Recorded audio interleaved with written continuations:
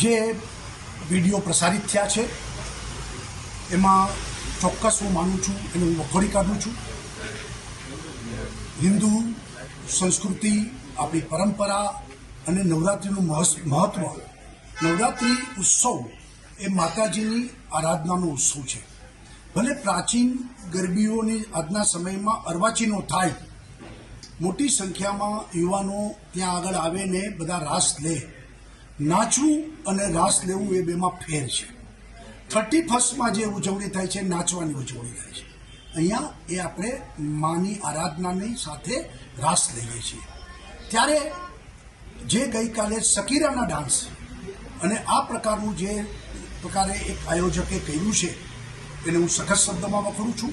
અને નવી પેઢી એના ઉપર ખરાબ અસર પડે અને ભવિષ્યમાં પણ આપણું આ પ્રાચીન સંસ્કૃતિ અને પરંપરાને હિન્દુ સમાજની લાગણી ઘવાય આ પ્રકારનું કોઈ પણ આયોજન ન થવું જોઈએ. સરકારે પણ આ અંગે સમગ્ર ગુજરાતમાં જે કંઈ આ મોટા આયોજનો થતા હોય ત્યાં નજર ધ્યાન આપવું જોઈએ અને ત્યાં મર્યાદામાં આ પ્રકારની નવરાત્રિ મહોત્સવ ઉજવાય એનું ધ્યાન રાખે એ અતિ આવશ્યક છે.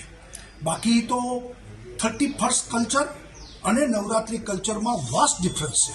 અહીંયા એક આરાધનાનું આ આપણું પર્વ છે, અહીંયા મર્યાદાઓ છે, અહીંયા સ્ત્રી દાક્ષિણ્ય છે અને આ નવરાત્રિ મહોત્સવ જ સ્ત્રીઓના સન્માનનો કાર્યક્રમ છે. અને એમાં આ પ્રકારના જે ડાન્સો છે એ કોઈ પણ સંજોગોમાં ચાલે નહીં અને આ પ્રકારે અટકાવવું જોઈએ.